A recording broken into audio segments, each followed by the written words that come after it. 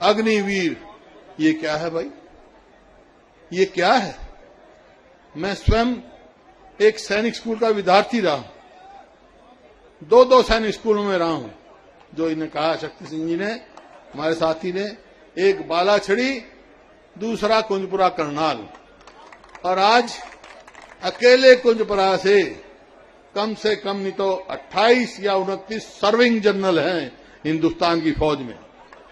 मैं कोई वैसे ही नहीं हूं, कोई राजनीतिक तौर पे इसका विरोध नहीं कर रहा हूं। मैं दलगत राजनीति से ऊपर उठकर मैं समझता हूं जो ये अग्निपथ लाए हैं, जो फौज में कॉन्ट्रैक्चुअल नौकरी देने की बात कही है, ये ना देश के हित में है, ना नौजवानों के हित में है, ना फौज के हित में है। आज तक जो प्रक्रिया अपनाई जाती है फौज में भर्ती के लिए, 18 साल से 21 साल तक के बच्चे को किया जाता है, और 15 साल के बाद जब वो 21 साल का भर्ती होगा तो 36 साल का होगा, और 18 का होगा तो 33 साल का होगा। 33 और 36 के बीच में रिटायर होते हैं तो उनका पूरा पेंशन का अधिकार होता है, कैंटीन में जाने का है, स्वास्थ्य का है, बहुत सारे ऐसे उनको बेनिफिट मिलते हैं जो उनको मिलते हैं। लेकिन जो अब ये लेके आए हैं, इस नीति में किसी का कोई अधिकार ही नहीं है। और 25 साल का ज्यादा 21 साल का भर्ती होगा तो 25 साल का घर आ जाएगा, 17.5 साल का भर्ती होगा तो भाई कितने का आ जाएगा? 21 साल का, 21.5 साल का घर आ जाएगा। उसके बाद क्या करेगा? नौजवान का जो अंधकार, जो भविष्य है अंधकार में।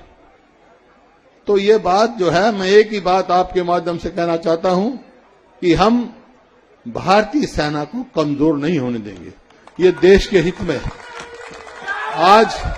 आज केवल 4 साल का कॉन्ट्रेक्चुअल नौकरी देकर और फिर ऐसी बात कहें, अरे मैं तो गांव का हूं, गांव से आया हूं, बहुत सारे जितने सामने बैठे मेरे या पीछे बैठे सब गांव से आए हैं। गांव में फौज में जो भर्ती होता है, अपने आप को गर्वित महसूस करता है, मैं देश के लिए कुर्बानी के लिए तैयार हूं, अपने आप में गर्वित होता है। और गांव वाले भी ये कहते हैं कि आ गया भाई फौजी, ये सच बोलेगा, ये देश की बात करेगा, गांव वालों को भी होता है। तो ऐसा जो भावना पैदा होती है, जो फौज में भर्ती होता है, वो देश के लिए जान कुर्बान करने के लिए हर समय तैयार रहता है। 4 साल में नहीं हो सकता, जब उसको पता है 4 साल में से 6 महीने ट्रेनिंग, 6 महीने छुट्टियां, और आखिरी 1 साल में क्या होगा, उसको यही चिंता रहेगी कि मैं अगले साल तो चला जाऊंगा, मैं आगे बाहर आके क्या करूंगा। तो ये देश के हित में नहीं है। हमारे हरियाणा के बीजेपी के अध्यक्ष हैं, मैं उनका भाषण पढ़ रहा था। वो कह रहे थे, देखो इजराइल से मुकाबला कर रहे थे, इजराइल में 4 साल है, इजराइल में सबको, अरे इजराइल और हिंदुस्तान का क्या मुकाबला है? इजराइल में तो बेरोजगारी है ही नहीं, 80 लाख की जनता की देश है, बेरोजगारी है नहीं, तो उनको क्या है? वहां तो कोई फौज में जाना ही नहीं चाहता, गर्भवती तो छोड़ो, फौज में जाना ही नहीं चाहता क्योंकि रोजगार है उसके पास। अरे यहां तो फौज में जाने के लिए गर्वित होते हैं। जहां जितनी बड़ा देश है, इतनी जनसंख्या जिस देश की है, उसमें फौज कमजोर हो, इसको देश के हित में नहीं माना जा सकता। मैं एक ही बात कहना चाहता हूं आपके माध्यम से,